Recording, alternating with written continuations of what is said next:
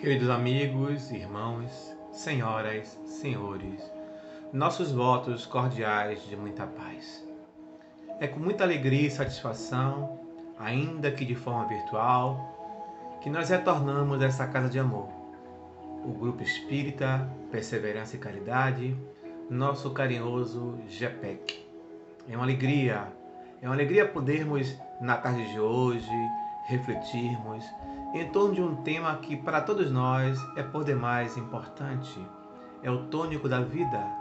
Portanto, em a tarde de hoje, juntos, iremos refletir a respeito do amor como tônico das nossas vidas. Antes, porém, como de costume, busquemos a oração, busquemos o contato com o mundo maior, e aquele que sentisse mais à vontade, possamos então fechar os nossos olhos. Senhor Jesus, aqui nos encontramos uma vez mais em Teu nome, Senhor, a fim de que possamos, juntos, refletirmos sobre o amor.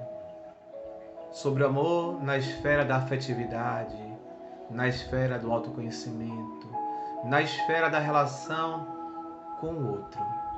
Portanto, Senhor, permite, pois, que os nossos corações e mentes possam abrir-se as comportas para as reflexões do Teu Evangelho.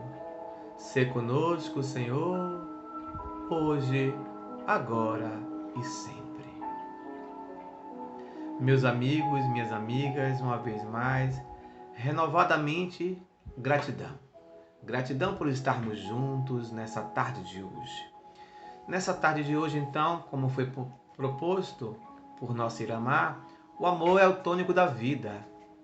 Mas se nós pudéssemos questionar, refletir, perguntar, o que é o amor? Ficaremos então com a reflexão curta, simples e profunda de João, o evangelista. Deus é amor. Mas para que nós possamos compreender a Deus, nós precisamos antes, porém, compreender a nós mesmos. Conforme os evangelhos, iremos perceber naquela famosa passagem do bom samaritano, quando alguém tentava Jesus, de uma maneira política, inclusive, e ele pergunta: Senhor, qual é o maior mandamento? Se naquele momento Jesus dissesse algo que fosse de encontro às leis judaicas, Jesus iria ser preso antes do tempo. E Jesus então devolve o que está escrito na lei, e o sujeito é obrigado a dizer: amar a Deus sobre todas as coisas.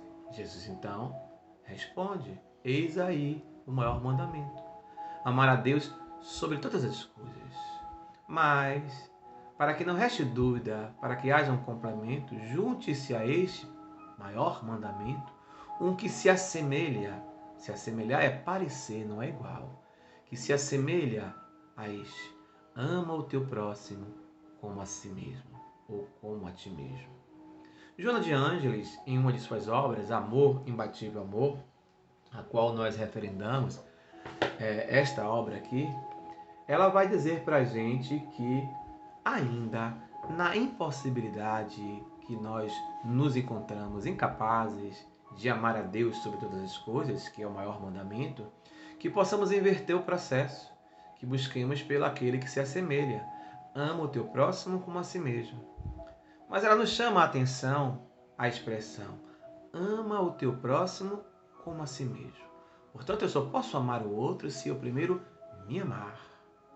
Então a proposta é conforme o Livro dos Espíritos, no capítulo que fala dos itens do conhecimento de si mesmo.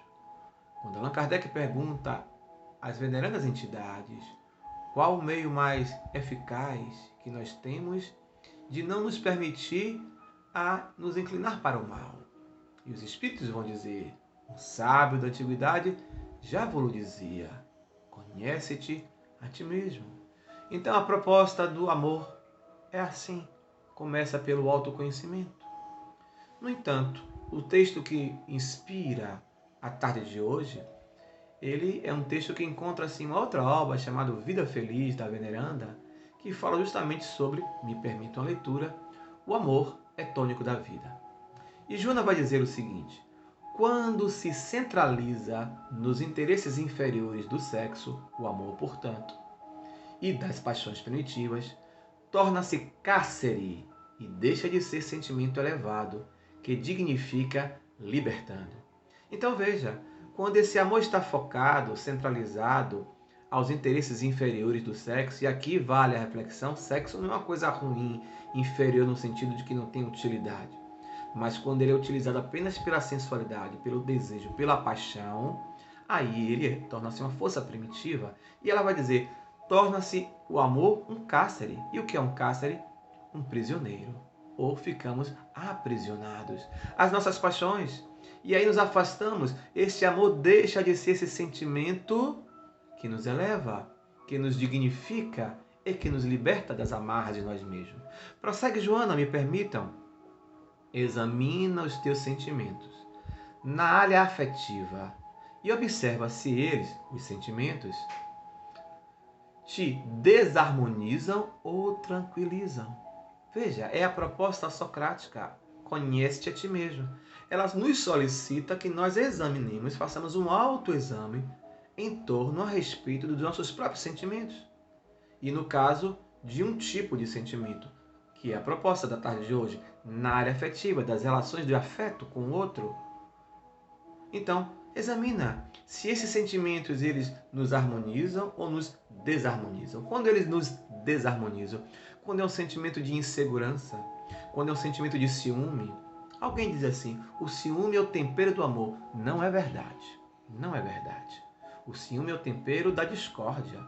O ciúme é uma expressão inferior, primitiva, que pode causar problemas inclusive gravíssimos, de crimes hediondos.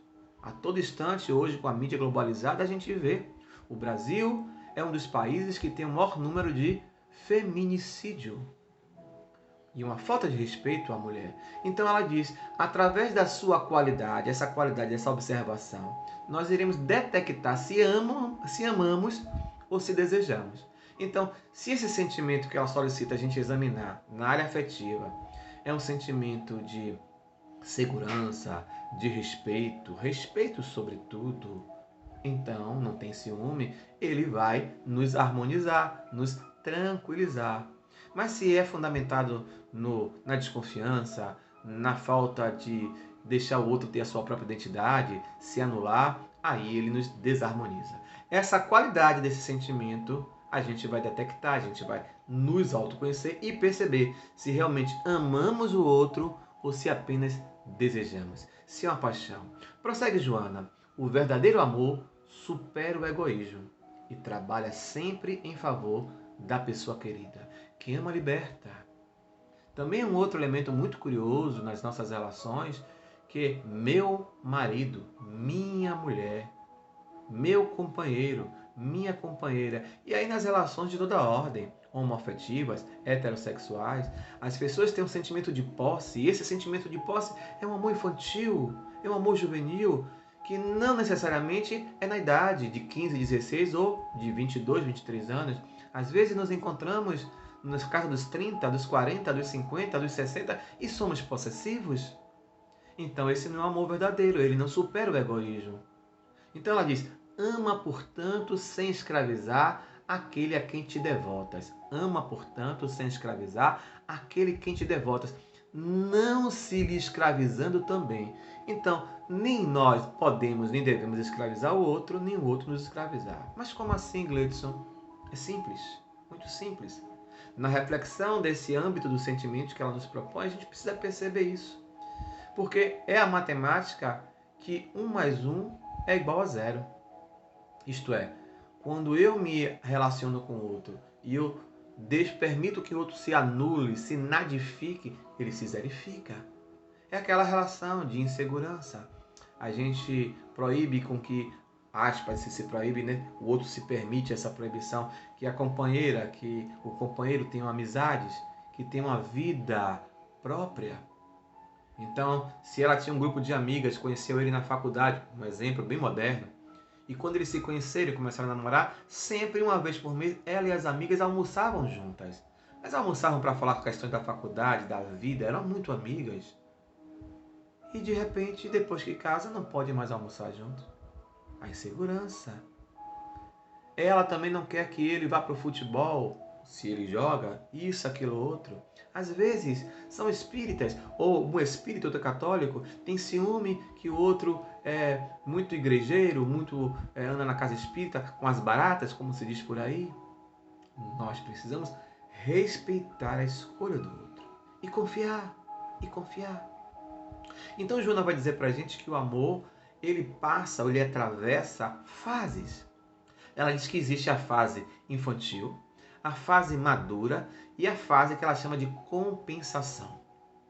Ela vai dizer que a fase infantil, me permitam, tem caráter possessivo, é o juvenil, que se expressa pela insegurança, é o que eu acabei de falar. Então, necessariamente não precisamos, por exemplo, ter 15, 16 anos, 20, 22 anos, ou um adulto mais amadurecido na idade, 30, 32 anos. Ainda esses dias, nas últimas 48 horas, nós vimos pela mídia televisiva e de toda a ordem, por exemplo, aqui na Bahia, Vitória da Conquista, um sujeito, percebendo que estava sendo filmado, ainda assim, ele socou a sua namorada com 8 socos. E quando foi convidado a fazer um depoimento, ele disse que se arrependeu. E quando se verifica o passado dele, ele já tinha agredido, inclusive a sua própria mãe, era um hábito dele fazer isso. Quando o Ministério Público então solicita a prisão preventiva dele, ele foge. Ele foge. Ou vimos, por exemplo, uma líder ou um líder religioso dizer que é natural que se a mulher não se comportar, que o homem tem que ser o chefe da casa. Isso não pode. Isso não deve. Entre nós espíritas também muitas vezes ocorrem essas questões. Então a gente precisa fazer essa avaliação, essa análise. Como é que está o meu amor? É um amor infantil? Fundamentado na insegurança? No ciúme, isso não pode, onde eu faço com que o outro perca a sua identidade. Então a segunda fase do amor, Jonas chama a atenção, é o amor maduro. Ela diz, esse amor maduro é pacificador, que se entrega sem reservas e se faz planificador. Então existe uma poesia que diz assim, o sinônimo de amor é amar. Quem ama não tem vergonha de revelar os seus segredos para o outro. Não tem medo de revelar os seus segredos para o outro. É claro que, via de regra, existe uma questão chamada, que a gente precisa respeitar a individualidade. Nem tudo a gente é obrigado a falar, contar para o outro. Para falar, precisamos nos sentir à vontade, por mais que a gente ame. Existem coisas que é próprio do indivíduo, porque senão a gente perde a nossa individualidade. Não confundir individualidade com individualismo. Ser individualista é ser, no caso aí, egoísta. Ter individualidade é respeito ao meu espaço. Eu posso dar a senha do meu celular, do meu WhatsApp para minha companheira, meu companheiro, se assim me sentir à vontade. Mas não posso fazer isso porque a gente combinou. Você me dá a sua senha, eu lhe dou a sua senha. Ou só lhe dou a senha se você me der a sua. Não. Aí é infantil. O amor maduro, ele é pleno, ele é pacificador. Então, se o companheiro quiser dar, ótimo. E disser, não precisa, não quero. Eu respeito. É pacificador porque é bem-aventurado os mansos e pacíficos. Não basta ser manso. Calmo, cordeiro. Tem que ser manso e pacífico, pacificador. Então, uma palavra mal colocada, para não entrar numa discussão, numa zoeira, eu preciso respeitar. Eu preciso, se tenho filhos, eu preciso respeitar a minha relação para dar um exemplo ao meu filho. Eu preciso dizer, não grite comigo, me respeite. Eu sou seu parceiro, não posso. Não devo. Entende? Então, nessa perspectiva, é importante essa observação. Então, o amor maduro, ele é pacificador. Ele se entrega sem reservas. O amor é sinônimo de amar. Quem ama não tem medo de revelar, de contar os seus segredos. Isso é importante, diz o cancioneiro brasileiro. Nesse sentido, então, se tem um conflito, se tem uma situação, minha filha, meu filho, não fale assim. Eu lhe gritei. Olha, eu vou compreender que você está nervoso, está nervosa. Vai passar, mas não vamos conversar assim. Assim não dá. Então, esse é o amor maduro. Mas ela vai chamar a atenção que há um período que esse amor, ela diz, se expressa como compensação.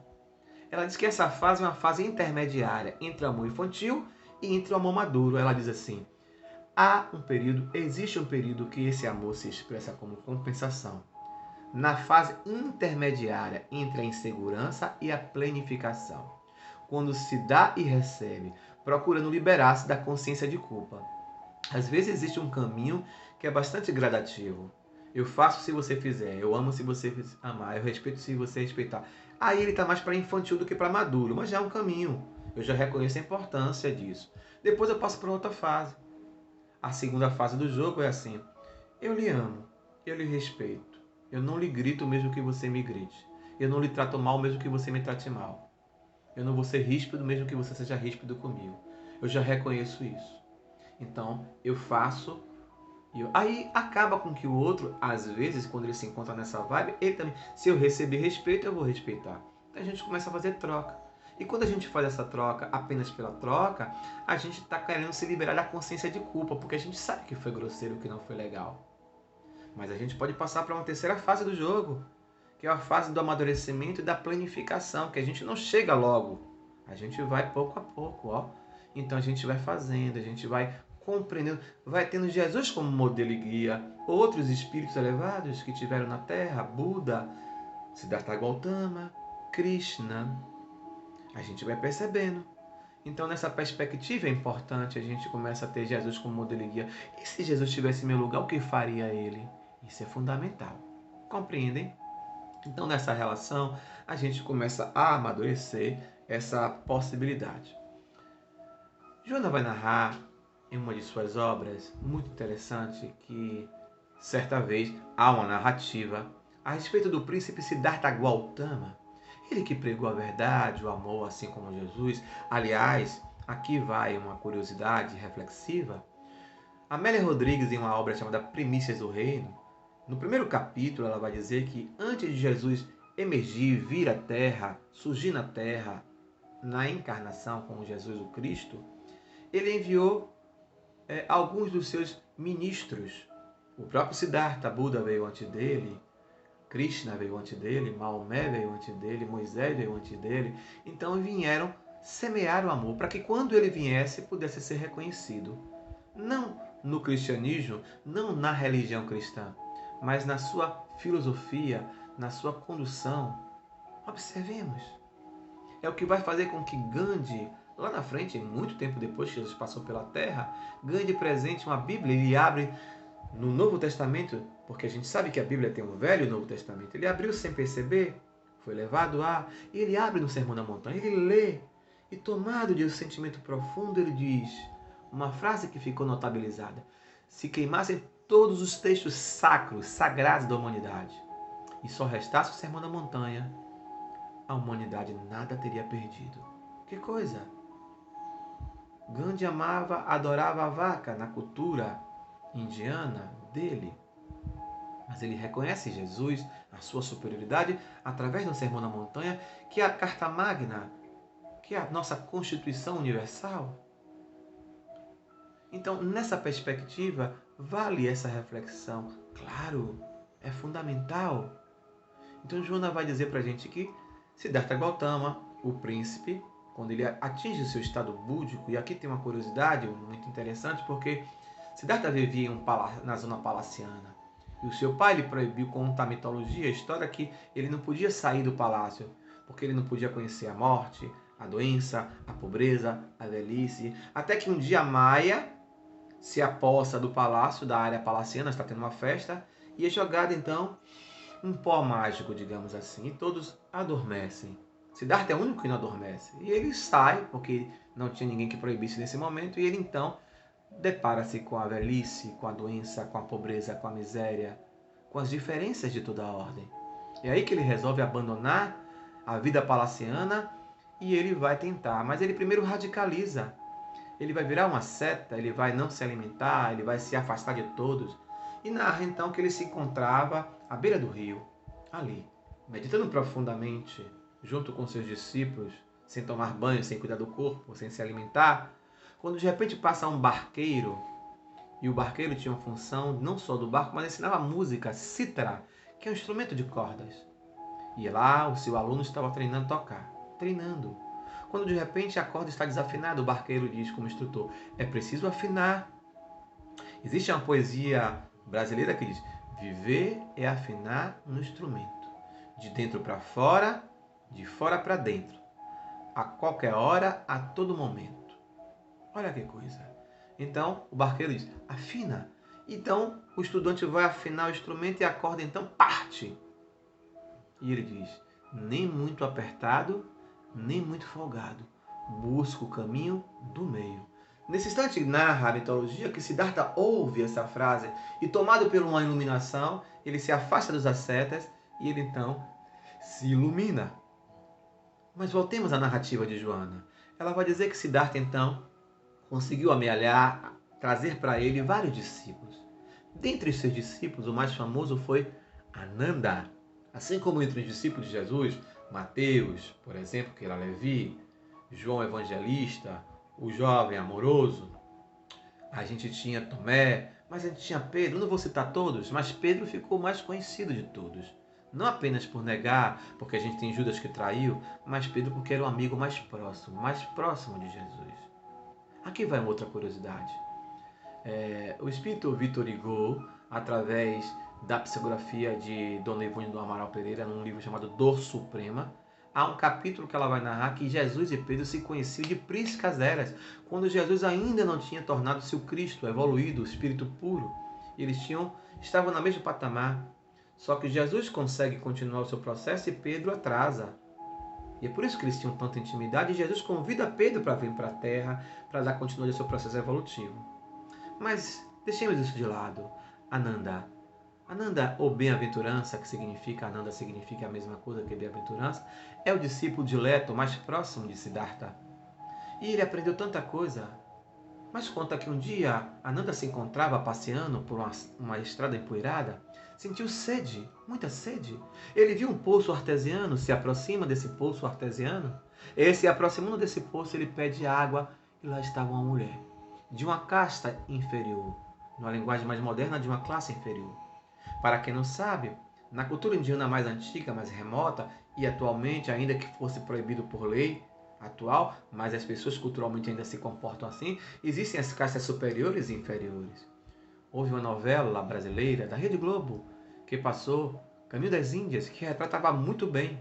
Então, vamos aos extremos. Nós tínhamos os brahmanes, os sacerdotes, e nós tínhamos os dalits.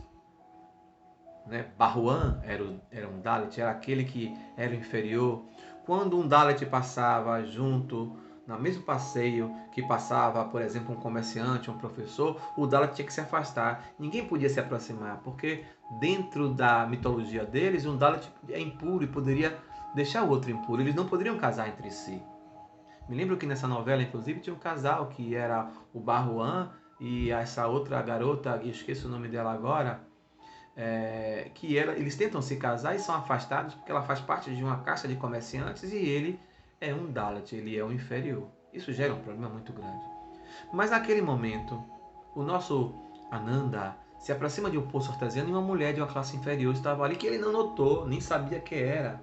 Ele se aproxima, e aí tem uma cultura machista natural entre eles, e diz, mulher, dá-me um copo d'água, um pouco, tenho sede. E ela então responde, como ousa me pedir uma água sabendo que eu faço parte de uma casta inferior, sabendo que eu sou impuro e posso lhe prejudicar conforme as leis?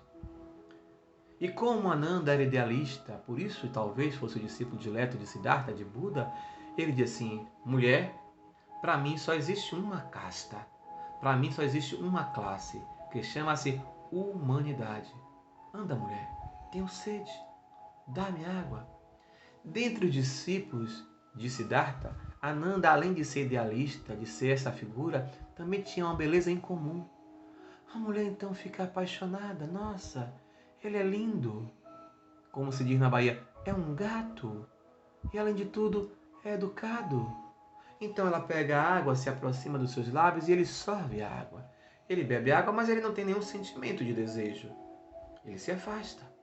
E ela fica ali, como se fala numa gíria antiga, gamada, boca aberta, parecendo que viu passarinho azul. O que faz ela? Volta para casa, encontra com sua mãe e naquele momento ele diz, minha mãe, eu estou apaixonada. Eu estou loucamente apaixonada por Ananda, eu quero me casar com ele. E a mãe diz, impossível você se casar com ele. Mas por quê? Ele não sente desejo, não sente paixão. Ele é discípulo mais próximo do iluminado de Siddhartha, de Buda. É impossível. Mamãe, a senhora é bruxa e ela era uma feiticeira. Conforme a mitologia indiana, ela é capaz de fazer feitiços, como a gente acredita também aqui em nossa pátria. Então ela disse: mamãe, você precisa fazer uma bruxaria, você precisa chamar os espíritos para que possa perturbar Ananda e ele possa ficar tão perturbado que ele me deseje que irá casar comigo. Impossível, minha filha, fazer isso. Mamãe, se você não fizer isso, eu seria a mulher mais infeliz da Índia. Mamãe, se você não fizer isso, eu vou cometer suicídio. E ela faz uma chantagem. Aí é uma chantagem de um amor infantil e a mãe cai. E naquele momento, então, a mãe vai para o quarto onde ela evocava os espíritos e começa a evocar os espíritos. E mais tarde, a garota vai dormir. Do outro lado, Ananda vai dormir também. E ela evoca os espíritos e solicita os espíritos inferiores que vão perturbar Ananda. A garota, por um lado, tem um sonho, desdobra, como a gente aprende na doutrina, e no seu sonho ela vê Ananda deitado na sua cama vermelha de almofadas macias. E ela então começa a bailar, a dançar para ele. E pandeiros tocam, e tambores surdos tocam, gerando um som de uma sensualidade. E ela começa a dançar. Do outro lado, Ananda também sente-se perturbado. E ele ora, desperta e vê aquela linda mulher se despindo perante a ele. E aí acontece que ele fica entretido com a situação e se permite. Aqui vale uma reflexão que para nós espíritas, conforme André Luiz e outros espíritos, como o próprio Emmanuel, por exemplo, vai dizer que a queda do médio é o sexo. O sexo não é uma coisa ruim, repito, mas quando feito de maneira casual, de uma maneira, estou fazendo amor com outra pessoa, ninguém faz amor. Se faz sexo com amor ou sem amor. Então, é importante refletir isso. Nessa perspectiva, então, Ananda se permite. E ele, então, vê aquela sedução toda. Mas Buda, ele está em meditação profunda. E ele está em meditação profunda com o Pai. E ele percebe que o seu discípulo dileto está passando por uma situação de tentação. E ele sabe que ele ainda não é espírito puro. E ele poderia cair. O que faz Buda? Se aproxima, tira os espíritos inferiores e desfaz o feitiço. Naquele instante, a garota acorda na casa dela e Ananda acorda na casa dele. No outro dia, a garota acorda, mas ela está desperta, ela sabia de tudo, consciente. E ela viu que Buda entrou no sonho. O que fez ela? Procurou o mestre e disse: mestre, eu quero casar com Ananda, eu quero que o senhor me ajude. Ele fez: mas por que você quer casar com Ananda? Porque ele é lindo, mestre. Mas por que você disse? Você o ama, sim. E por que você o ama? Porque aqueles olhos, a cor do céu azul, ele fez ilusão, maia. Esses olhos vão remelar um dia, ficam sujos. Por que você ama Ananda? Isso não vale, é ilusão. Ah, pelo seu sorriso, dentes que parecem marfins, ilusão. Um dia sua boca vai ficar murcha, ele vai envelhecer, os dentes vão cair. Por que você ama Ananda? Ah, eu amo porque ele tem um corpozinho lindo. Ilusão, maia. Um dia esse corpo, como todos nós, ele está encarcerado e vai apodrecer, é pútrefo. A morte virá. Por que você ama Ananda? Então Siddhartha, Buda começa a fazer perguntas e mostrando para ela que ela não ama, ela deseja. E disse: por que você deseja? Eu não posso lhe casar com ele. Então ela, tomada de compaixão e de reflexão, porque ele levou ela ao autoconhecimento, ela faz: então me ensina a me iluminar para que eu possa me libertar disso. E ele então vê que o pedido dela é verdadeiro, ele inicia ela espiritualmente. E ela conhece então outras possibilidades e descobre o amor. Quando Siddhartha percebe que ela está mudada, transformada, ele então diz: agora eu posso lhe casar com Ananda. Ela fez: mas agora eu não quero. E ele pergunta: por que você não quer? Porque o Senhor proporcionou um alto encontro, um encontro de mim para comigo mesmo. E hoje eu percebo que Ananda tem uma missão e ele não pode ser meu. Ele veio para auxiliar as pessoas. Ela saiu do amor infantil. Foi diretamente para o amor maduro? Não. Passou pelo amor compensação. na sua transição, compreender o amor plenitude, que é o amor servir, que é o que Jesus fez. Amar sem precisar ser amado. O amor mal amado, o amor que não foi amado. Nas relações, como dizia no início, precisamos fazer aquelas reflexões que Joana nos propõe em Vida Feliz. Os meus sentimentos me perturbam ou me tranquilizam? Se me perturbam é só desejo, se me tranquilizam é amor. E mesmo no amor, qual o nível que ele está? Porque quem ama liberta. E Jesus é o modelo e guia justamente do amor que veio para servir. Porque o Filho do Homem veio para servir e não para ser servido. É claro que nós ainda não atingimos essa maturidade espiritual. Nós ainda precisamos, somos carentes, mas é importante perceber que nas relações eu não posso nadificar o outro, eu não posso aprisionar o outro, eu não posso escravizar o outro, eu não posso manipular o outro. Eu preciso deixar o outro livre. Quando eu sentir que o outro tem medo de perder a relação, eu preciso, não tenha medo. Você precisa dizer o que você pensa de mim. Agora escolha as palavras. Você precisa também me auxiliar a fazer o meu autoencontro. Nós temos que fazer um espelho um com o outro, mostrar as qualidades, as habilidades, as aptidões, mas as sombras, os defeitos. Então, nessa perspectiva, é por isso que o amor, ele é o tônico da vida, sobretudo nesse texto proposto por Joana em Vida Feliz. É a proposta da gente se libertar. É amor pleno. É aquele que quando Jesus disse qual é o maior mandamento, que está escrito na lei, amar a Deus sobre todas as coisas. Junte-se a esse um que se assemelha, que se aproxima, que parece. Ama o teu próximo como a si mesmo. Joana arremata, dissemos, na impossibilidade de amar a Deus sobre todas as coisas, ama o teu próximo como a si mesmo. Na impossibilidade de amar o teu próximo, ama-te primeiro, para depois amar o outro. Faz um mergulho interior, porque quando nós fazemos isso, nós nos libertamos, nós amamos de maneira diferente. Eu preciso confiar na minha companheira, no meu companheiro, nas minhas relações de afeto. Eu preciso ter segurança. Se eu sinto ciúme, eu não posso cair naquela teia de armadilha. O ciúme é um elemento, é o tempero do amor. Não é. O ciúme é um péssimo tempero. Pode levar a crimes hediondos, a crimes terríveis. Falávamos há pouco, na mídia, nas últimas 48 horas, um homem que socou a sua mulher 8 vezes, mesmo sabendo que estava sendo filmado. Então eu preciso aprender a me amar, a me respeitar, porque quando eu me amo, quando eu me respeito, há uma tendência natural em eu amar e respeitar o outro, tolerar, compreender. Então, se maltratado, não maltrate. Se vilipendiado, não vilipendie. Se alguém mentiu para você, não minta. Ame mesmo que não seja amado. Agora, amar quem não seja amado não é aquele amor que você está amando o outro e o outro está lhe maltratando. Aí é diferente. Eu preciso buscar o caminho do meio. Eu preciso buscar o amor maduro. Eu preciso entrar no caminho do amor compensatório, que é o intermediário entre maduro e infantil. Eu tenho que observar em que momento o meu amor é infantil, em que momento o meu amor está amadurecido. A natureza não dá saltos. Nós somos também da natureza. Precisamos compreender isso. Então, nessa perspectiva, meus irmãos, eu preciso entender que o sinônimo de amor é amar. É o verbo no presente do indicativo. Eu preciso compreender isso. Eu preciso entender, eu preciso praticar isso. Eu preciso não exigir do outro que o outro me ame como eu amo. Que não me respeite como eu respeito. Mas é claro que a relação tem que ter de respeito. Porque a gente é uma linha muito tênue.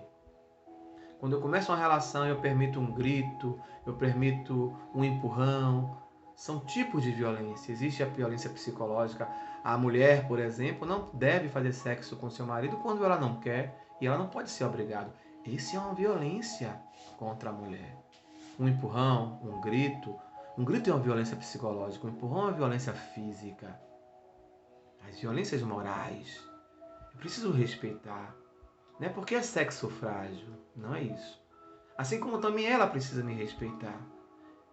E às vezes a gente não percebe que essa relação, dessa falta de amor, vem por causas endógenas e por causas exógenas. Exógenas de fora.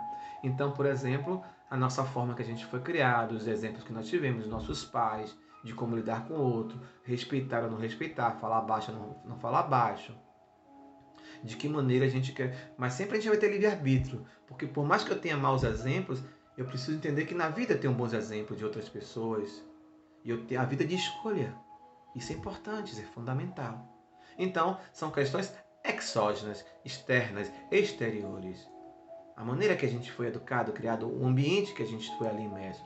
Mas existem questões endógenas, íntimas, que nós trazemos de outras existências, de outras experiências reencarnatórias.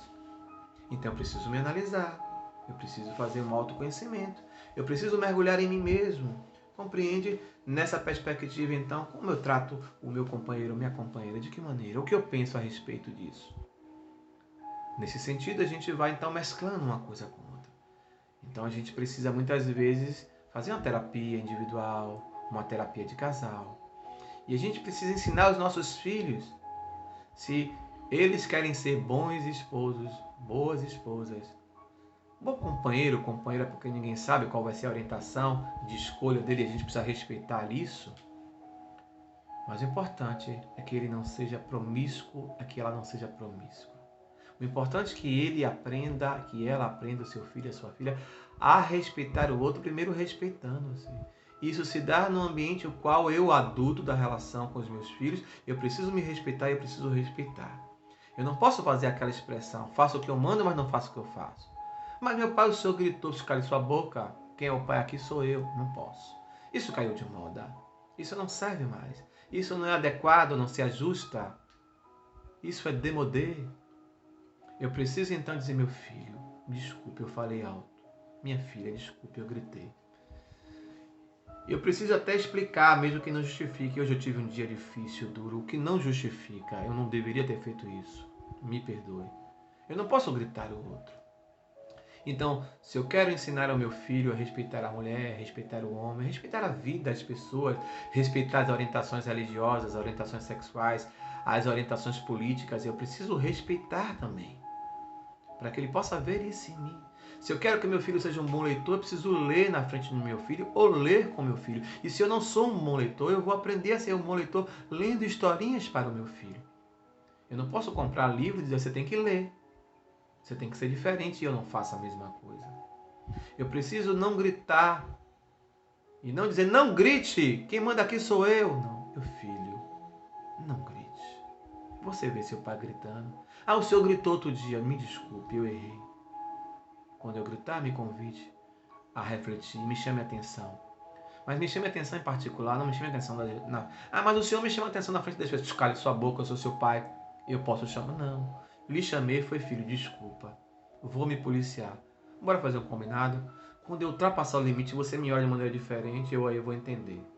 Se na hora não entender, ultrapassar, você me entende e depois a gente pode conversar? Pronto. Fizemos acordos. Então, nesse sentido, sem promessas, porque as promessas são quebráveis. Acordos a gente pode tentar segui-los. E a gente vai dialogando. Sempre uma DR é importante com os filhos, sabe? Na hora do Evangelho, dialogar, como foi a semana, o que aconteceu. Questão de Santo Agostinho. Quando eu deitava minha cabeça no travesseiro, eu pensava, como foi o meu dia? Tem alguém que eu preciso pedir desculpas? Tem alguém que eu preciso perdoar? Tem alguém que eu preciso pedir perdão? Compreende? Isso é fundamental, isso é importante. Então, nessa relação em que eu vou, por exemplo, construindo uma relação de segurança em casa, de companheirismo com as pessoas, eu preciso respeitar se eu estou empregada doméstica, se eu moro em prédio, eu não posso chegar no meu carro, papá, olha aí, só podia ser porteiro mesmo, não dá para outra coisa, não posso. Estou dando um exemplo para os meus filhos de falta de respeito nas relações interpessoais. Então eu preciso, filho, você não abriu esse porteiro, a gente precisa conversar com ele, ele não está atento. Eu preciso falar assim, eu não posso gritar. E isso vai construindo uma personalidade, uma característica. E eu ofereço isso na relação para os meus filhos. É assim eles vão construindo também a sua personalidade, o seu caráter. E há uma grande possibilidade de eles serem bons esposos, bons maridos, bons maridos, boas companheiras. E não importa a orientação sexual deles, isso não nos cabe julgar ninguém, mas importa, como eu disse, ele respeitar. Então, quando há esse respeito, quando essas coisas se constituem, há uma grande possibilidade de eles serem bons nessas relações afetivas. São aquelas questões que Joana nos propôs, então, no início da noite de hoje. A gente precisa pensar. Lembram lá? Examina os teus sentimentos na área afetiva e observa se eles te desarmonizam ou se eles te tranquilizam. E através da qualidade, o desarmonizar e o tranquilizar são qualidades. Se os meus sentimentos têm a qualidade de desarmonia, se os meus sentimentos têm a qualidade da tranquilidade, da tranquilização, a gente vai detectar se a gente realmente ama ou se a gente deseja. Se a gente tem um sentimento de posse com relação ao outro, não é amor, é paixão, é desejo. É até compreensível, é até natural na nossa atual existência, no estágio evolutivo que nos encontramos, que quando nós reencontramos as almas do passado, né, porque ninguém namora, casa, se relaciona ao acaso, existe aí uma relação de uma outra existência, que a gente veio reeducar, recuperar. Percebe? Isso é importante perceber. Então, muitas vezes a gente se aproxima por corpos e não por almas. Mas eu preciso refletir. Às vezes eu tenho uma relação e eu sou uma pessoa que sou promíscuo, que sou promíscua, que me interesso por pessoas por outro tipo de qualidades. E de repente eu tenho um verdadeiro amor que eu vim resgatar, vim ser resgatado, que às vezes não tem a beleza física, o estereótipo que a sociedade nos induz, nos seduz, entende? É justamente aquele outro. Aí vem aquela frase: quem ama os feios, bonito lhe parece. E às vezes a pessoa tem uma beleza, uma estética física, olhos, corpos, isso, aquilo, outro, mas ela tem uma feiura outra de comportamento, é arrogante, moral, questões. Então, a gente não pode também estar naquela que diz o ditado popular: quem muito escolhe acaba ficando sem nada. Não é isso. Mas compreender que as pessoas que se aproximam da gente se aproximam por afinidade, não só pelo passado reencarnatório, mas nós atraímos e somos atraídos de acordo com os nossos sentimentos, com os nossos pensamentos, com as nossas ações, com as nossas atitudes. Então eu vou me transformando, vou me modificando. E quando há essa transformação, eu vou entrando em uma gradação, em uma outra qualidade de amor. Até compreender esse amor como tônico da vida. Meus irmãos, nessa perspectiva, maltratado, vilipendiado, ama. Traído, ama. Segue teu caminho. Se não dá mais para ficar na relação, cada um segue teu caminho. Sem posse. Sem posse. Então a gente precisa compreender. Existe um capítulo do Evangelho segundo o Espiritismo que fala sobre o divórcio. O Espiritismo não fomenta, não motiva ao divórcio. Mas quando os Espíritos, Kardec está ali, constitui um texto muito interessante, que o divórcio é uma lei que veio para poder organizar, sedimentar aquilo que já estava separado. Então o Espiritismo não é contra o divórcio, mas ele compreende que foi uma lei necessária para harmonizar e evitar crimes hediondos pelo ciúme, assassinato entre casais, por exemplo. Então, se não dá, façamos uma terapia. Mas não pode, eu bati, você me bateu, me desculpe, me arrependo e amanhã bate de novo. Não dá. Aí a gente precisa buscar uma terapia de casal. E às vezes tem que cada um seguir o seu caminho.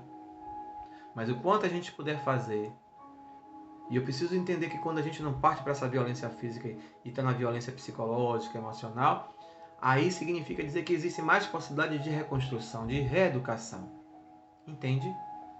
Então aí eu vou entendendo esse amor como tônico da vida. Eu vou transformando-me e transformando. Então se você não pode transformar o mundo, se transforme. Porque com a autotransformação é que a gente vai amando.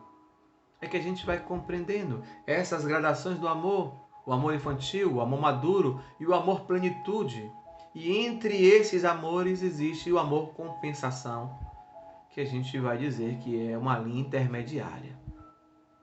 Nesse sentido, só nos resta agradecer a oportunidade de termos refletido juntos, estudado juntos, um tema de relevância para todos nós. Nós ainda não sabemos o que é o amor na sua profundidade, na sua essência, mas estamos a caminho. Já reconhecemos que existem técnicas, terapias, formas.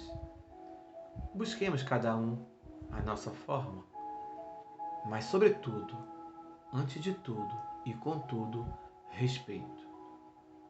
Que Jesus nos abençoe. Que Jesus nos abençoe hoje, agora e sempre. Que nós possamos refletir a respeito disso e perguntar: o que queres de mim, Senhor? O que mais me tocou nessas reflexões de hoje? Busquemos compreender, busquemos não julgar. Meus queridos amigos, irmãos e irmãs, do Grupo Espírita Perseverança e Caridade, nosso carinhoso GEPEC. Que Jesus nos abençoe. Até a próxima.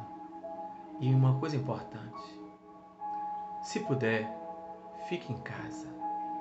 Se sair, use máscaras, porque usar máscaras é um ato de amor. Beijo no coração. Até a próxima oportunidade, se Deus quiser. Fica com Deus.